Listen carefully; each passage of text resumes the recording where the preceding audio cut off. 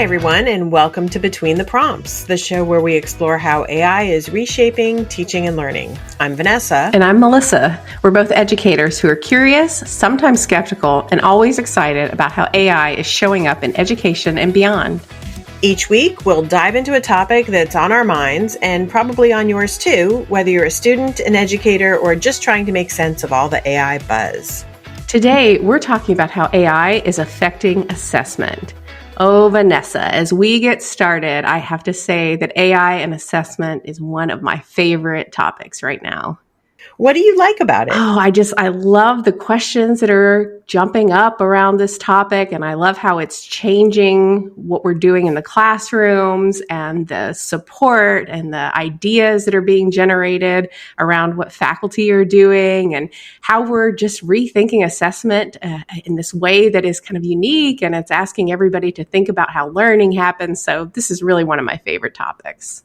Oh, good, because now you're getting me really excited about this episode. I have to admit that every time I hear the word assessment, I take that little pause of, oh my gosh, assessment, grades, and I feel that stress that is situated around it. Not being a student anymore, not most of the time, but I'm still engaged in professional development of my own. I don't feel a lot of that stress around I'm going to be assessed, but I feel a lot of stress around the people who are being assessed. Yeah, and I think, some of that maybe stems from our ideas around what traditional assessment looks like. So what are some of the ways that you see traditional assessment? What's some of the ways that you're seeing the stress showing up? Well, people are always worried about taking tests and tests, especially as that single point of assessment that can have a huge impact on a grade. And then grades, of course, can connect into things like rankings or meeting cutoff scores for moving on to the next stage of something or attaining a job that somebody wants. I think that that's what gets really bundled up into assessment. And it feels very much like this external judgment of a person and their capability. It's really important in a lot of ways because assessment is our way of determining whether or not mastery of something has occurred. Certainly, you want to know that professionals in any number of fields are certified to be working in their disciplines, that they have the necessary knowledge and skills to perform the tasks that they're supposed to be performing. So assessment is so important there. But as humans, we just tend to be nervous about that. And I think that that's a natural experience of being assessed. Yeah, and I think coming from the teaching and learning space here, we've seen a lot of evolution of assessment over the last few years and a little bit less reliance on this one measure or this one indicator of how well a student or a learner has performed or shown mastery in some way. So I think this evolution of using assessment as a way to guide learning and to provide feedback and to support growth over these single one-time experiences has really led us into a situation where AI is something that can be a part of this evolution. And so I think of all of the ways that we've talked about things like authentic assessments that have shown up so much in recent conversations about assessments really being a measure of how well learners can adjust to real world situations and how they can take what they're learning in the classrooms and apply it. And you and I have both done some work with reusable and renewable assignments and this idea of legacy projects and really taking learning to this different space when we talk about assessment and how we're seeing our students and their performance in the classes. So I think that maybe AI is going to help usher in some more conversations about this. Oh, well, I think that AI is all over the contemporary conversation about assessment. One of the questions that comes out, I'm going to start with this side of things, the instructor side of things, because for me, it was a big aha when I went on a trip and discovered that over in Indonesia, the conversation around assessment and AI was about what the instructors were doing with assessments and not about learners. I was so used to hearing that they're cheating. Mm-hmm. Okay, I know we're going to get there, but So like, but how do we assess learning? What do we do as instructors when we know that AI can do all of the work for us? It's one of those places where we talk a lot about how important it is to focus on the process over the product. And I think that rings especially true when we're talking about AI and knowing that AI can generate work for the students. By emphasizing the process over this, I think we're already starting to think about the ways that we're going to rethink our assessments and the ways that we're going to kind of move into this place of looking at how students move through topics and move through ideas and how they are generating knowledge themselves. So I really think that comes back to this idea of getting away from these single measures of mastery or having this single opportunity for students to show that they have learned something. But then I'm thinking, like, why do we do the assessment at all? Why am I the instructor, the assessor, the person who gives the grade and the feedback also? So that's the other part of assessing learning when AI can do the work for us, is can I sit back and ask AI to help? Because one of the things we know is that instructors are just overburdened with assessment work. There's so much to do. Student to teacher ratios are very high when you start to think about providing meaningful feedback and grades to students and doing that in a timely manner. There's a lot of labor to be done there. And I think that you're asking a couple of different questions with this and how assessment and the role of the instructor is changing with AI. So let's hold off on talking about using AI as an evaluative tool for student learning, but think about how we're setting up assessments and rubrics, and how could AI in some way be used to help, as you said, with our instructors and with our teachers. Some of those more nebulous parts of creating the assessments and thinking about alignment and objectives. So have you used AI at all in those ways to support your teaching practice as far as building assessments? I think AI is fabulous as a brainstorming tool, so it can really help get out of the rut of always assessing something in the same way. I have enjoyed experimenting with it, where I have put my objectives in and even said, this is the assessment that I'm currently using. Do you have other ideas for me, just to see where it would go with that? I also recognize that when I do this, I'm an instructional designer as well. I was an instructional designer before I became a faculty member.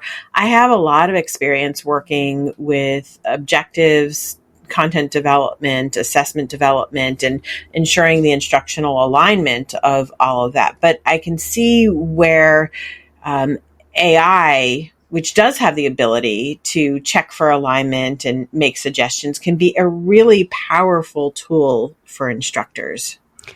It's like having your own little instructional design buddy right there on your computer, ready to work with you at 11:30 p.m. if that's when you happen to be doing your planning.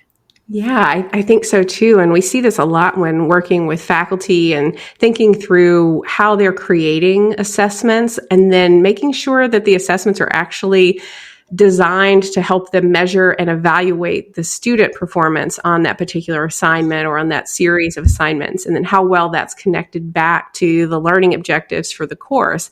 And so I do think it can be quite the little helper when we're looking at alignment, especially when we're talking about a semester long 16 weeks of course content and making sure that alignment is building as well.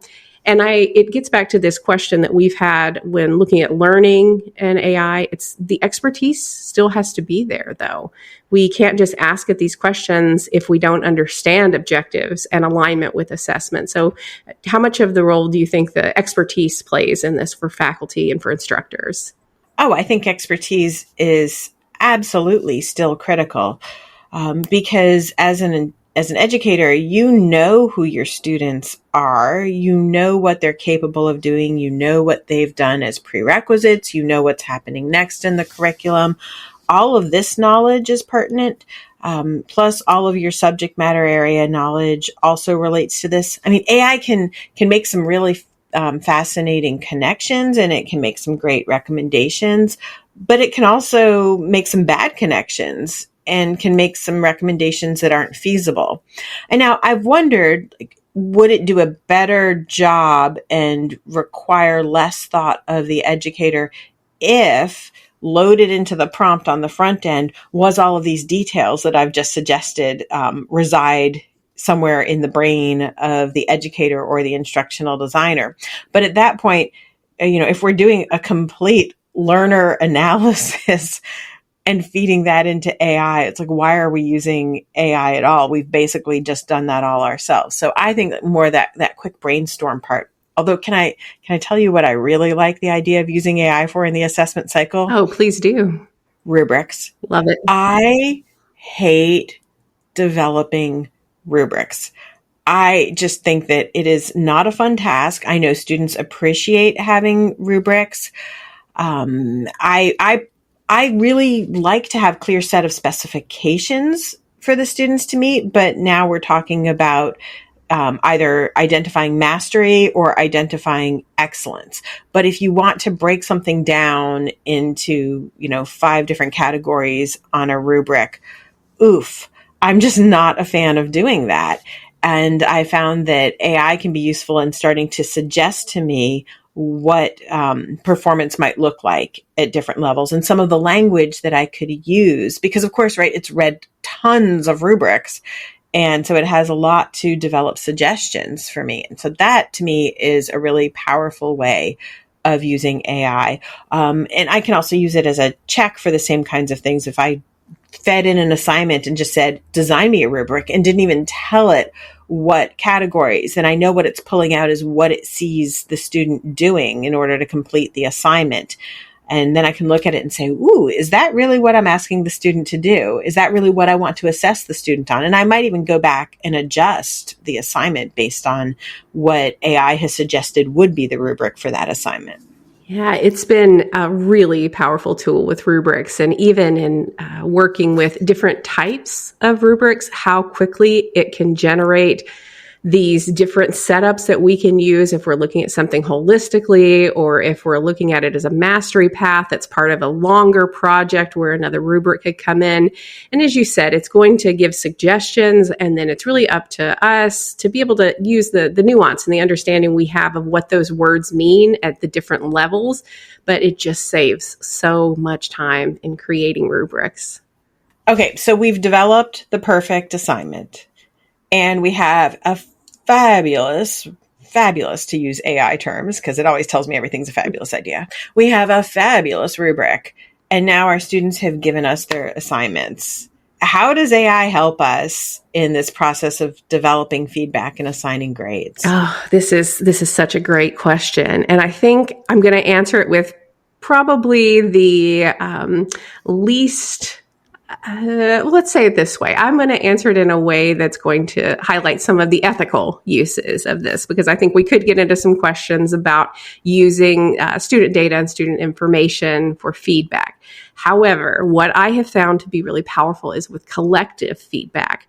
So if I'm going through and I get the feedback or I put together the feedback and put it together in an AI tool and then ask it to provide me with some collective feedback for the class, it can help with spotting patterns in student work. If I provide it with overall scores for how well that students achieved certain levels, it can help me with understanding the data that's coming from this.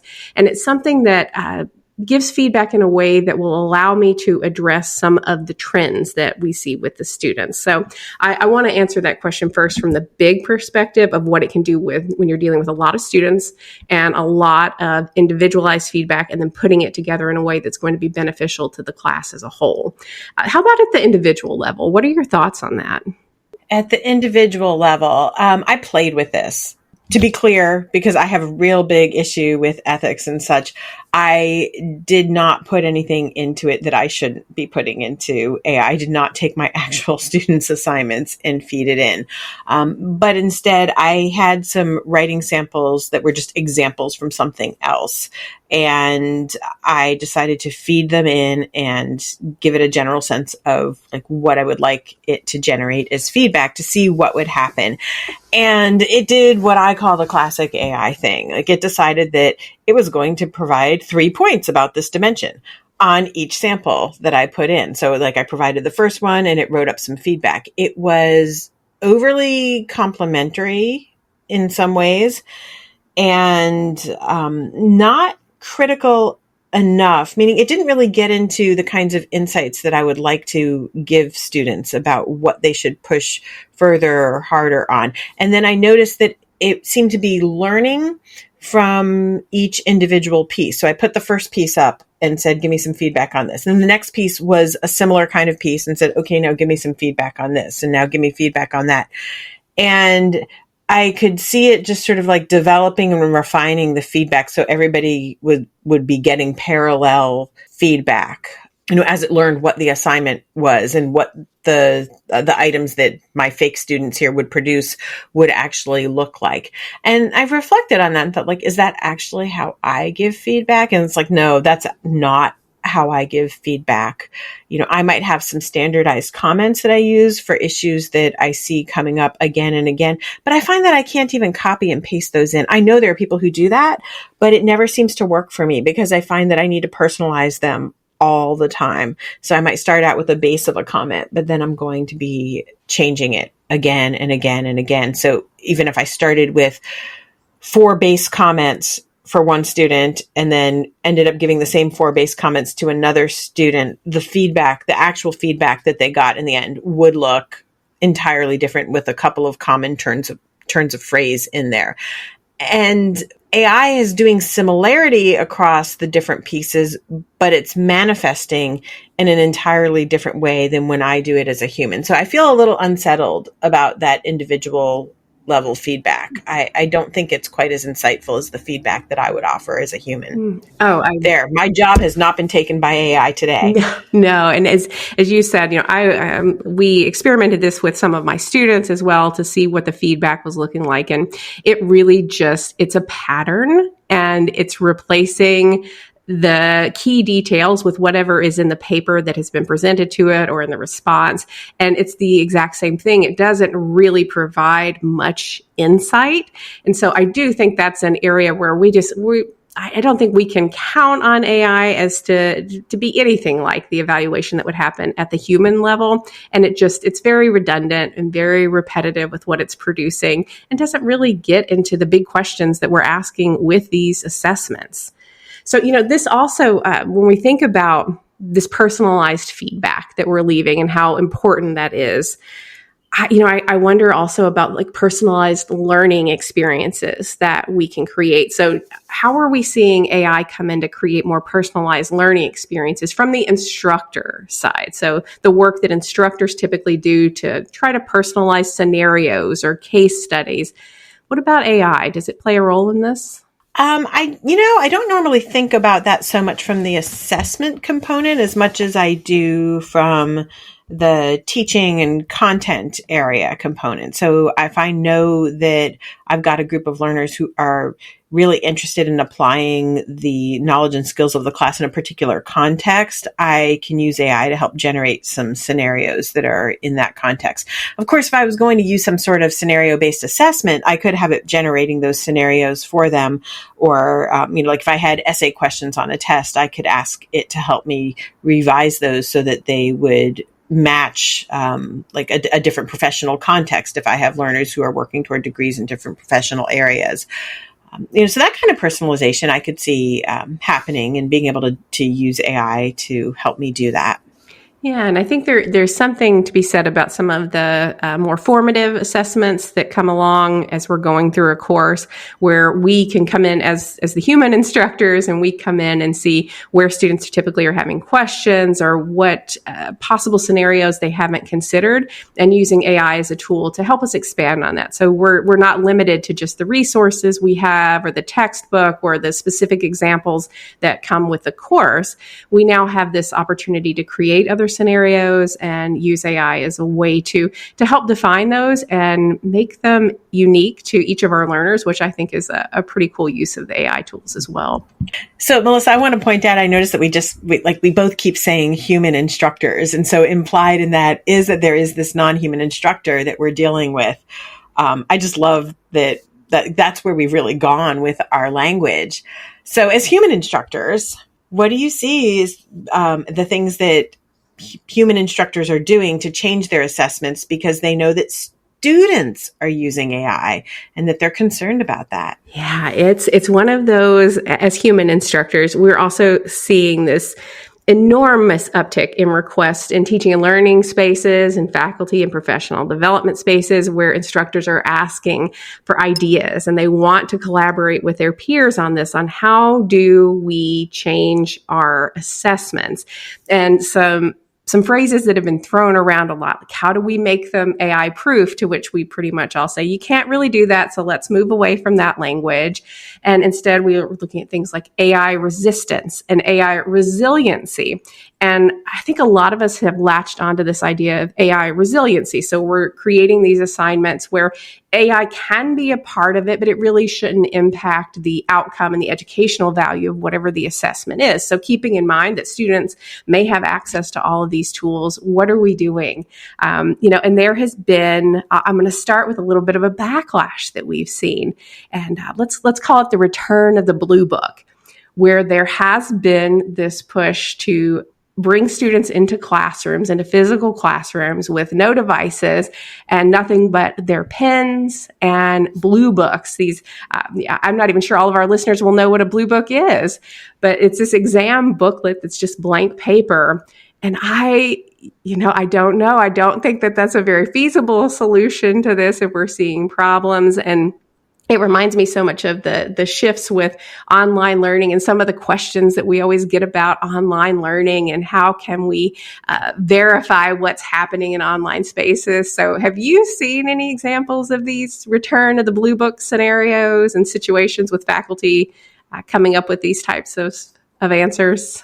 Oh, absolutely. And of course, I've read the headlines that have alluded to the return of the blue books or other ways of making sure that you have a live human being who's engaged in the assessment, who's not using AI. So that could also be engaging in oral exams or having students give live presentations or demonstrations. I love these things, by the way. I do, but I see some challenges in all of them. So the blue books, for example, bring back the challenge of reading student writing. Mm-hmm. That is not trivial.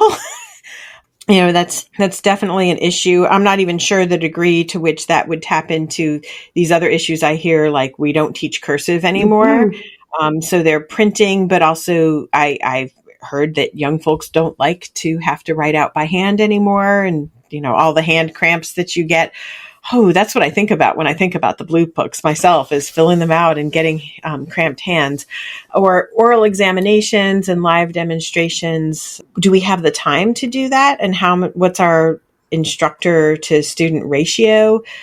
Because that takes a lot of time to sit there and do an oral examination with somebody. It's not necessarily a feasible thing for us to do. And if you want to have somebody do like a recorded oral examination, I don't know, if you listen to those podcasts with Google Notebook LM, are you sure that it's really your student speaking there? Or is it some sort of synthesized voice with all of the ums and hms on there? By the way, listeners, it's us. I swear to you, it's Vanessa and Melissa. Your human podcast host. Listen to us trip over our words sometimes. We are for real. Yeah, it's, with the oral exams and the live demonstrations, that's the first thing that I thought with that is, even if we have a live video feed, there's still nothing saying that the students haven't used AI, for example, to come up with their scripts or that they have something running on the side of that. So I think that would get into something like an AI resilient type of assignment where it could be a part of it, but it really shouldn't be impacting the learning that's happening and the questioning and the answers. But we do end up back in that same place of the number of students we have, the amount of time this type of work is going to take, and really looking at some other options. So I know we talk some in like faculty development about, for faculty who are interested in bringing AI into their assessments, and this idea of requiring documentation of AI and labeling their assessments in ways that say that AI is not recommended for this, that AI can be used for brainstorming in this. So it's just part of building out the different assessments and showing students recommendations on how it can be used or when and where it should be used and how to bring that into the different types of assessments. I think with all of this, we need to connect back to an issue of values as well, and perhaps find ways to take away some of the high stress and high stakes that sit around a number of assessments. Because if we have learners who truly value learning and what they're going to be able to do with their knowledge and skills, and where they feel proud to demonstrate to their instructor that they've mastered the knowledge and skills, then we take away some of the need for worrying about all of this. And before AI, there was still all of the talk of people cheating and the stuff that was going to happen there. I have never wanted to be the person who policed that. I mean, I remember when the internet became available, and there was this worry of students copying and pasting responses off the internet. And sometimes you would catch them. And sometimes you would look on their page and see the header and footer that they hadn't learned how to turn off that referenced a web page. But I want to be an educator, not a police. That's not the role I want to play in the classroom. And so, I like to think that these things catch up with people in the long term. If it's something that's important for you to learn, and you don't learn it in the class, then you're not going to be able to perform later. Eventually, it will catch up with you. So to me, that's a big question. I guess I'm moving us toward our big questions as we wrap things up here. Your big question about how do we infuse values in all of this. I'll throw another big question out to you is, how do we prevent ourselves from getting into a loop of AI assessing AI, right? If the students are going to use it to cheat and then the instructors are going to use it to assess, at some point we're all kind of superfluous, right? The students are in higher ed, the students are paying tuition so that they can have AI submissions to things, and the instructors are getting paid so they can funnel student submissions into AI and tell students how well their AI did. It's kind of silly, right? But that's a big question for us to think about in the future. What kind of questions do you have? Oh, sure. So I think, your question there leads me to think back to this idea of value and the value that we're putting on education as educators and as learners. And when we look at the value that's being added with the work we're doing and with the outputs from the students and how they're showing their deliverables, it's really this place of knowing that what we're doing in education is meaningful, and coming back to this idea of creating assessments that are meaningful and that add value to what the students want to learn and where they're interested in solving these big problems. So that really has me thinking about if we are going to embrace AI in some way, do we now have a responsibility to have educators who are teaching AI literacy skills? And we've talked about this before, about AI literacy and how that fits in. We talked about that when we talked about how we think about learning now. That leads me to another question of just like, what is it that we're assessing when we assess our learners? We have to think about, to what degree is it going to be that domain knowledge and skills that was meant to be the focus of the class in the first place, and what portion of what we're assessing is learner AI literacy, and what portion of it should be learner AI literacy. Yeah, and it's also, I think we're in a place now where we can even be thinking about long-term impacts of this, and how right now this is all still relatively new to most of us. And so what will this look like? Kind of being future forward here and thinking about how literacy could be built in different ways. And that's a big question I have is how is this going to shape the next 10 years in education? And I think since we're talking about our big questions, I also have some about the ethical issues. And I think we've teased it a little bit today, thinking through not only the students' ethical use, but also instructor ethical use, especially when it comes to assessments. I know. And I think we need to go there on both counts, and we will get there on other podcasts, on other episodes. But if I wrap us up a bit for today, I would say that we've shown that AI is showing up in all parts of the assessment process. It is there, and it offers ideas, and it offers some efficiencies for instructors and for learners. But, at what cost? At what human cost? At what learning cost? At what ethical costs? I'm kind of curious what our listeners think. And so I hope that some people will get in touch with us. How are you using AI for assessment? And how do you feel about that? Yeah, we'd love for you to stay connected, and we'd love to hear your answers to some of our questions. Be sure to subscribe to the podcast, share it with your colleagues, or send your ideas and questions our way. And don't miss our next episode where we'll dive into AI and student cheating. Oh, yes, student cheating. Here we go.